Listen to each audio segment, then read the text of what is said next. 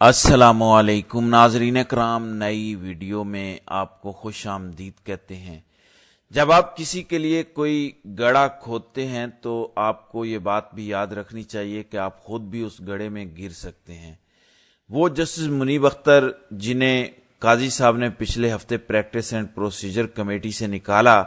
وہ منیب اختر جن کے حوالے سے قاضی صاحب نے سپریم کورٹ کے تمام تر ججز کو ایک شکایتی خط لکھا، اسی منیب اختر کے پاس قاضی کی ایکسٹینشن کا معاملہ آ گیا۔ یعنی یہ بات پچھلے کئی دنوں سے کی جا رہی تھی کہ قاضی صاحب کو ایکسٹینشن ملے گی یا نہیں ملے گی، اس کا فیصلہ جسٹس منیب اختر کریں گے۔ آج 30 ستمبر پیر کے دن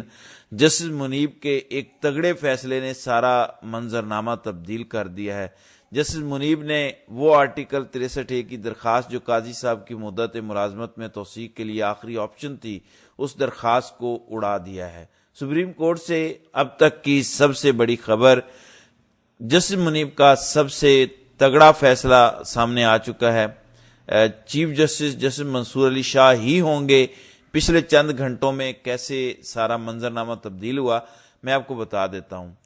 ناظرین کرام، اگر یوں کہا جائے کہ آج کا دن قاضی صاحب کی چیف جسٹس شپ کا آخری دن ہے تو یہ غلط نہیں ہوگا، کیونکہ یہ بات پچھلے کئی دنوں سے کی جا رہی تھی کہ آج سپریم کورٹ میں جو 5 رکنی بینچ بنا، جس کی سربراہی قاضی صاحب خود کر رہے تھے۔ دلچسپ بات یہ ہے کہ 2 دن پہلے سپریم کورٹ نے جو اگلے 15 دن کا روسٹر جاری کیا، جو کاز لسٹ جاری کی، اس میں 9 مختلف بینچز بنائے گئے۔ یعنی اگلے 15 دنوں میں کون کون سے کیسز سماعت کے لیے مقرر ہوں گے، کون کون سے ججز بینچ کا حصہ ہوں گے، اس متعلق سپریم کورٹ نے 9 مختلف بینچز تشکیل دیے۔ صرف ایک بینچ ایسا تھا جس کی سربراہی قاضی صاحب نے خود اپنے پاس رکھی، اور وہ کیس ہے آرٹیکل 63A نظر ثانی درخواست کا، یعنی 63A کی تشریح والا کیس۔ اس میں کوئی شک نہیں کہ یہ وہ کیس ہے جو قاضی کی مدت ملازمت میں توسیع کے لیے ایک آخری امید اور آخری آپشن ہے۔ قاضی صاحب، اس پر میں پچھلے ویلاگ میں بات کر چکا ہوں، آپ کو بتا چکا ہوں کہ آرٹیکل 63A یہ ہے کہ اگر کوئی کسی سیاسی جماعت کا رکن قومی اسمبلی یا صوبائی اسمبلی اپنی پارٹی پالیسی کے خلاف ووٹ دے گا آئینی ترمیم پر، وزیر اعظم کے انتخاب پر یا بجٹ کے معاملے پر، تو اس کا ووٹ شمار نہیں ہوگا۔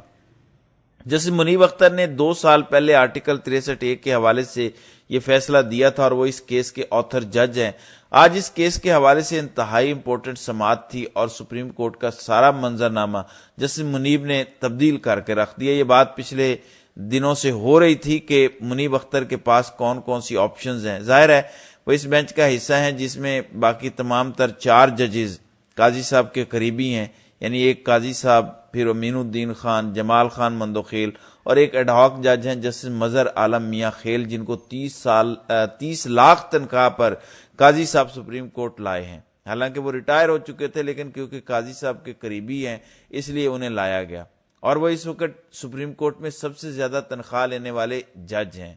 انہیں ایڈ ہاک جج کے طور پر لایا گیا، اور آتے ساتھ ہی ان کو آرٹیکل 63A کی تشریح والے کیس میں بینچ کا حصہ بنایا، کیونکہ اس بینچ کا تعلق ڈائریکٹ قاضی صاحب کے ساتھ ہے، یعنی قاضی صاحب کے مفاد کا کیس ہے۔ اسی کیس کے فیصلے نے طے کرنا ہے کہ قاضی صاحب کو ایکسٹینشن ملے گی یا قاضی صاحب اپنی مدت ملازمت میں توسیع لینے میں ناکام ہو جائیں گے۔ دلچسپ بات یہ ہے کہ اس سارے کیس کا ٹرمپ کارڈ اسی جج کے پاس ہے جو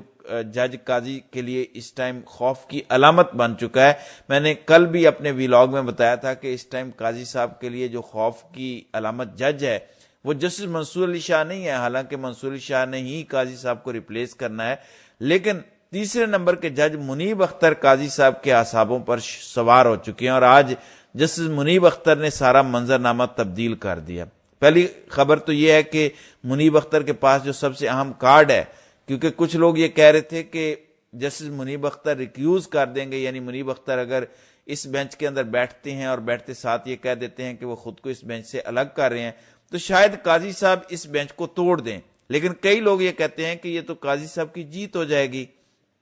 قاضی صاحب فوراً پریکٹس اینڈ پروسیجر کمیٹی کا اجلاس طلب کریں گے، اور اس اجلاس میں امین الدین خان کمیٹی ممبر ہیں، فوری طور پر ایک نیا بینچ بنے گا، اور کچھ ہی گھنٹوں بعد دوبارہ سماعت ہو جائے گی۔ یعنی عین ممکن ہے کہ اگلے دن اس کیس کو دوبارہ سماعت ہو۔ ایک آپشن جسٹس منیب کے پاس یہ تھا کہ وہ یہ کہہ دیں کہ یہ کورٹ آف لا ہے ہی نہیں، یعنی ایک غیر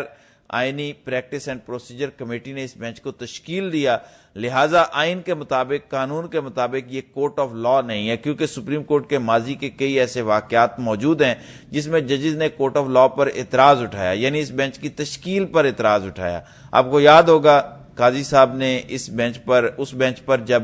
یہ پریکٹس اینڈ پروسیجر قانون بنا تھا اس ٹائم کورٹ آف لا پر اعتراض اٹھا دیا تھا۔ قاضی صاحب نے کہا تھا کہ کیونکہ پریکٹس اینڈ پروسیجر ایک کمیٹی بن چکی ہے، جب تک اس قانون کے تحت بینچز کی تشکیل نہیں ہوگی ان تمام بینچز کو کورٹ آف لا تسلیم نہیں کیا جائے گا۔ تو اس وقت کے چیف جسٹس عمر بندیال کو نہ صرف وہ بینچ توڑنا پڑا، بینچ ریکانسٹیٹیوٹ کرنا پڑا اور اس معاملے کو پریکٹس اینڈ پروسیجر کمیٹی کے سامنے رکھنا پڑا۔ اب چونکہ یہ پریکٹس اینڈ پروسیجر کمیٹی ادھوری ہے، قانون یہ کہتا ہے کہ پریکٹس اینڈ پروسیجر کمیٹی میں سپریم کورٹ کے 3 سینئر موسٹ ججز ہونے چاہیے، یعنی قاضی صاحب ہوں، منصور علی شاہ اور منیب اختر ہوں۔ ٹھیک ہے، قاضی صاحب کو منیب اختر پر اعتراض تھا تو جسٹس یحییٰ آفریدی کو پریکٹس اینڈ پروسیجر کمیٹی کا حصہ بنایا جائے۔ امین الدین خان جو سپریم کورٹ میں 4تھے نمبر کے جج ہیں انہیں کیسے حصہ بنایا گیا؟ تو اس وقت یہ خبریں گردش کر رہی ہیں قاضی صاحب کی وہ امیدیں جو آرٹیکل 63A کی درخواست سے لگی ہوئی ہیں، ان امیدوں پر منیب اختر نے پانی پھیر دیا۔ ویسے تو یہ بات درست ہے کہ منیب اختر اس ٹائم کئی اور ججوں کی امید بھی ہیں، مثلا منصور علی شاہ جنہوں نے آج سے کچھ دن بعد چیف جسٹس آف پاکستان بننا ہے، وہ بھی اس ٹائم منیب اختر کو ہی دیکھ رہے ہیں، کیونکہ جسٹس منیب نے ہی فیصلہ کرنا ہے کہ قاضی صاحب کی مدت ملازمت میں توسیع ہوگی یا نہیں۔ میں آپ کو بتا دوں کہ جسٹس منیب اب سے کچھ دیر بعد سپریم کورٹ میں جو آرٹیکل 63A نظر ثانی درخواست پر اہم سماعت ہونے جا رہی ہے، اس میں کورٹ آف لا نہ ہونے کی وجہ سے بینچ توڑنے کا مطالبہ کرنے جا رہے ہیں۔ یعنی وہ صرف ریکیوز نہیں کر رہے، وہ صرف یہ نہیں کہہ رہے کہ میں اس بینچ کا حصہ نہیں ہوں گا، کیونکہ اگر وہ صرف یہ کہہ دیتے ہیں تو قاضی صاحب تو اس چیز کا شدت سے انتظار کر رہے ہیں کہ جسٹس منیب انکار کریں اور فوراً کوئی اور اپنی مرضی کا جج لا کر وہ بینچ نیا بنا لیں اور آرٹیکل 63A نظر ثانی درخواست پر اپنا فیصلہ سنا دیں۔ جسٹس منیب نے ظاہر ہے کئی سینئر ججی سے مشاورت کی ہوگی، قاضی صاحب کو ان سے خوف ہے، اسی وجہ سے تو مذائقہ خیز قسم کی شکایات سپریم کورٹ کے ججز کو قاضی صاحب نے لگائیں، ایسی شکایات جو گلی محلے کے بچے لگاتے ہیں، کیونکہ منیب اختر کے ہاتھ میں بال ہے۔ جسٹس منیب نے فیصلہ کرنا ہے تو قاضی صاحب نے ان پر دباؤ ڈالنے کی کوشش کی۔ اب منیب اختر